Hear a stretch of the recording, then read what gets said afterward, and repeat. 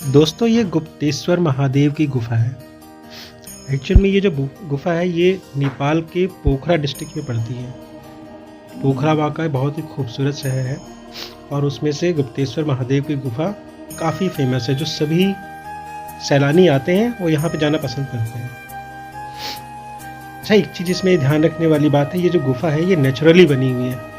इसका मतलब ये है कि ये किसी इंसान ने नहीं बनाई है, ये ऑटोमेटिकली प्रकृति ने बनाई है।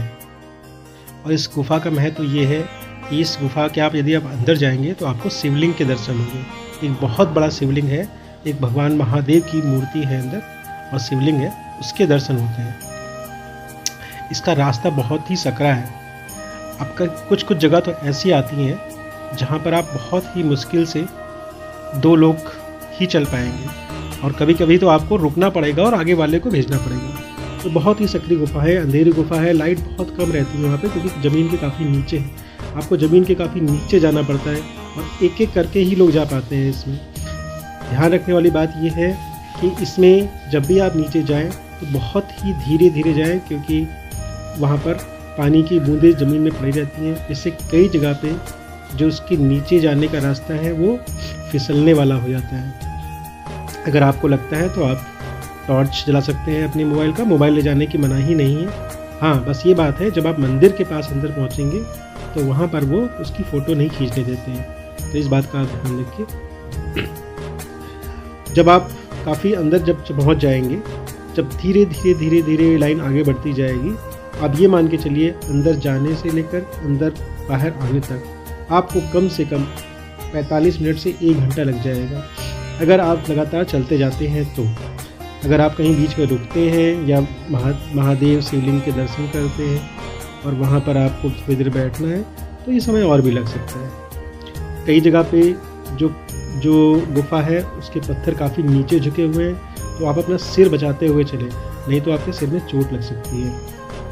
क्योंकि ये गुफा प्राकृतिक है और नेपाल की जो सरकार है वो ये मानती है कि इसमें कुछ भी चेंज करने से इसका जो ओरिजिनल स्वरूप है वो बदल जाएगा। इसलिए वो चाहते हैं कि ये जैसी है वैसे ही जो पर्यटक हैं वो आकर इसको देखें।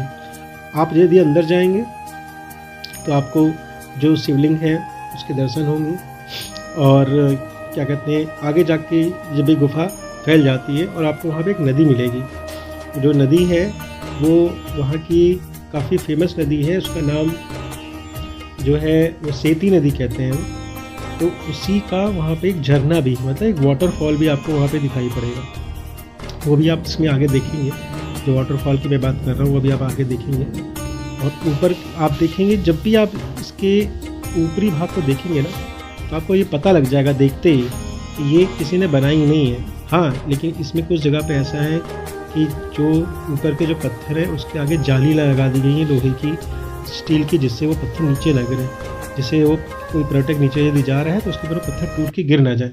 इसलिए वो चीज़ का गवर्नमेंट ने थोड़ा सा ध्यान रखा हुआ है। लेकिन बाकी सब कुछ आपको इसमें प्राकृतिक मिलेगा। आप जब भी इस लाइन में लगे रहेंगे तो आप दीवार को छू सकते हैं। दीवार पे आपको पानी की बूंदें दिखाई पड़ जाएंगी, ज़मीन में आपको पानी बूंदें दिखाई पड़ जाएंगी। आप ये सोचिए, आप ज़मीन के कम से कम 100 से 150 फीट नीचे रहेंगे और कई लोग, जिन लोग को सांस की दिक्कत है, जिन लोग को अस्थमे की समस्या है या जो बहुत बुजुर्ग हैं, उनको कभी कभी वहाँ पे अनकंफर्टेबल फील हो सकता है क्योंकि वहाँ पे ऑक्सीजन की कमी हो जाती है। ये देखिए, आपको वाटरफॉल अभी दिखाई पड़ रहा है, ये वाटरफॉल है, ये उसी नदी का वाटरफॉल है। ये बहुत दूर से आपको दिखाई पड़ता है, ये थोड़ा मैंने जूम किया हुआ है।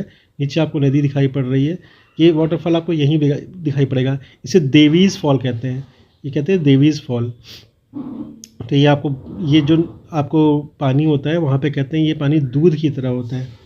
तो इसे कई जगह पे दुग्ध गंगा भी कहते हैं, मतलब दूध वाली गंगा। तो ये बहुत ही खूबसूरत है, मैं रिकमेंड करूँगा आप ज़रूर जाएँ और देखें इसको। धन्यवाद।